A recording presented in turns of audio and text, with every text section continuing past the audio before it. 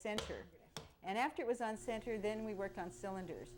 And I made a lot of mistakes. And it was for about 3 years of making mistakes that in trial and error and doing the wrong thing and going back and correcting it. Pottery making to me, I think it has to do with kind of my inner soul, my spirit.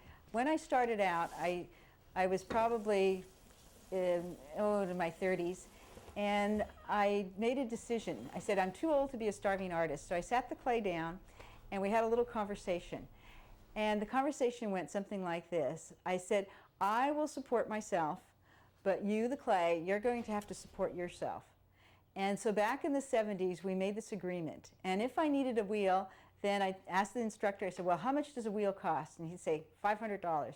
So I'd figure out how much someone would be willing to pay for one of my pots, and I'd sit down and I'd make X number of pots.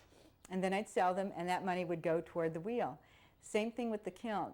So we've been doing this now, the clay and I, in this little relationship for over 30 years, and we've held to that agreement. The clay has to support itself, and I support myself. And so that's the best advice I can give to anybody starting in this business is don't expect to be a millionaire overnight. Just expect the clay to support itself.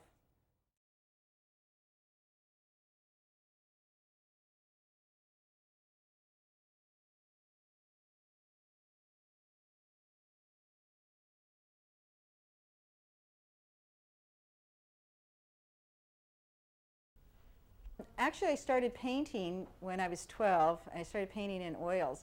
And I really love two-dimensional work. But the clay, working in three-dimension, was just fascinating to me, and I really love doing it. I will continue painting, and I'll glaze the pieces, and then I'll use a sumi brush and paint on the pieces with very simple designs. And so I think the painting background has really influenced my working in the clay. Some people will say, well, you're just a production potter. You know, all your